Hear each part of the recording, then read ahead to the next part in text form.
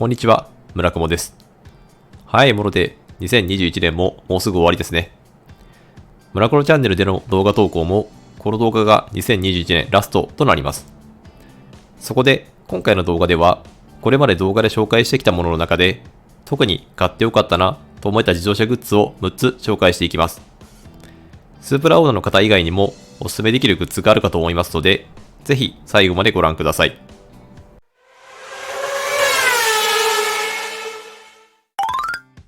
まず1つ目は、こちらのスープラ収納紹介の動画で紹介したペットボトルホルダーです。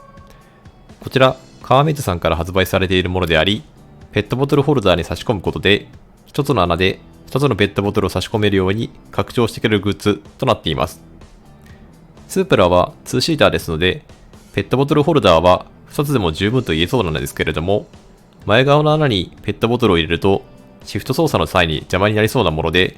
あまりペットボトルを入れたくありませんので、このグッズを使い、横置き状態でペットボトルを置けるようにして、前側の穴には眠気覚まし用のガムを入れています。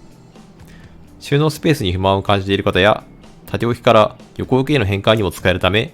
誰にでもお勧めできるグッズとなっています。2つ目は、GR スープラのロゴを投影してくれるカーテシランプです。こちらは取り付け不明、こちらの動画で紹介しています。このカーテシランプはドレスアップアイテムとなっています。こちらの動画のように車から降りる際、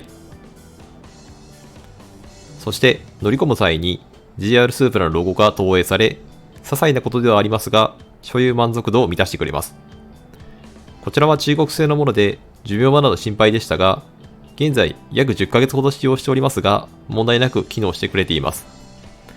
他にもガズーレーシングのロゴのデザインなどもあり、また、取り付けも非常に簡単ですので、DIY 初心者の方にもきっかけとして非常におすすめです。3つ目はハンドルロックとなります。こちらは防犯対策グッズの一つとして紹介させていただきました。昨今盗難被害のニュースを頻繁に耳にするようになり、メーカー側もいろいろと対策を実施していただいていますが、まだまだ自己防衛が必要な段階であるため、乗り降りの際に常にハンドルロックを実施しています。その中でも私は、このダイヤルロック式のハンドルロックがお気に入りです。ダイヤルロック式の場合、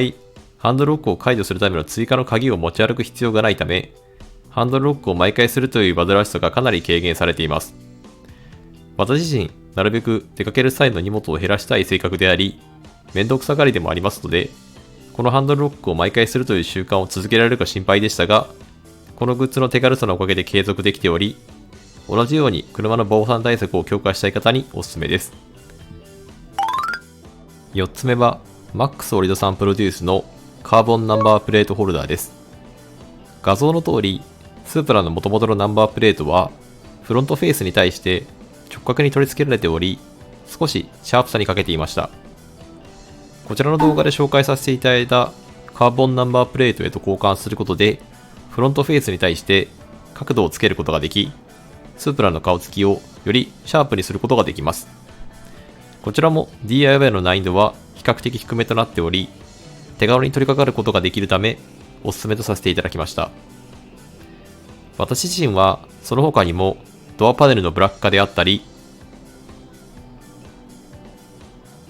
トランクスポイラーの追加なども実施しておりますが、これらの外観の変更は個人の好みで好き嫌いが分かれるかと思い、どんなカスタムにでも合うであろうナンバープレートホルダーをおすすめとしてピックアップさせていただきました。5つ目はディクセルの低ブレーキダストのブレーキパッドです。こちらは海外メーカーの車両にお乗りの方には共感いただけるかと思いますが、スープラも多分に漏れずブレーキダストの量がとても多く、時間をかけてホイールの洗車を行っても帰宅するとすでにブレーキパッドにホイールが汚れてしまっているといったことが多々ありました。これを解消するために、ブレーキダストの出る量が少ないディクセルのブレーキパッドへと交換を行いました。値段が少し高いことと、安全性に関わる作業であるため、私は JR ガレージに作業をお願いするなど、気軽にできるカスタムではありませんが、確実にダストの量は減りました。また、純正のブレーキとブレーキフィールに大きな違いはありませんでしたので、ブレーキダストの量に不満を感じている方にはおすすめとなっています。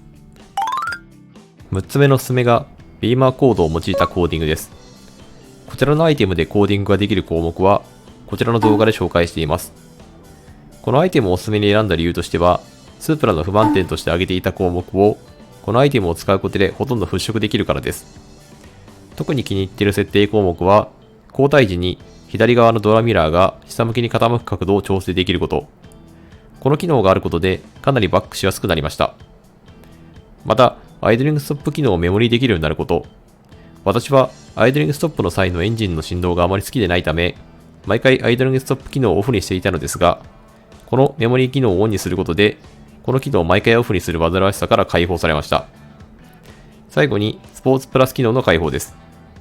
この機能をオンにすることで、より鋭い変則レスポンスを体験できるようになりました。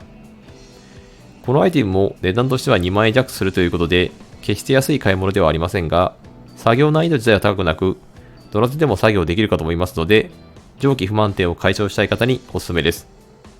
ちなみに BAW ミニのオーナーの方もこのアイテムを使うことが可能となっております。おまけとして、アイテムではありませんが、今年感動したサービスとして、キーパーコーティングでのクリスタルキーパーの実施もありました。こちら、アイテムではありませんので、6つの中にはカウントしておりません。スープラが納車されてから1年半ほど経ち、ディーラーにて実施いただいたコーティングの撥水能力が落ちてきた感覚があったため、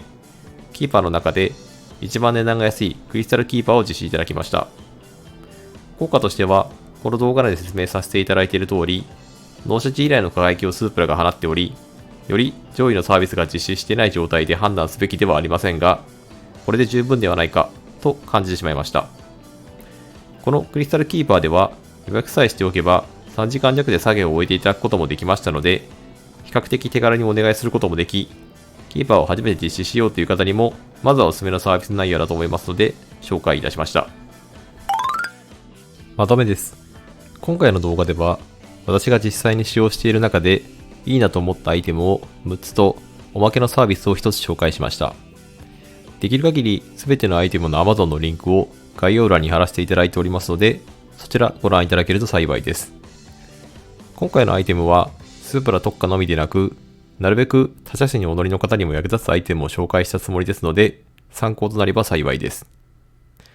最後になりますが、この1年間も皆様のおかげで、スープラと共に無事故でカーライフを送ることができました。非常に感謝しております。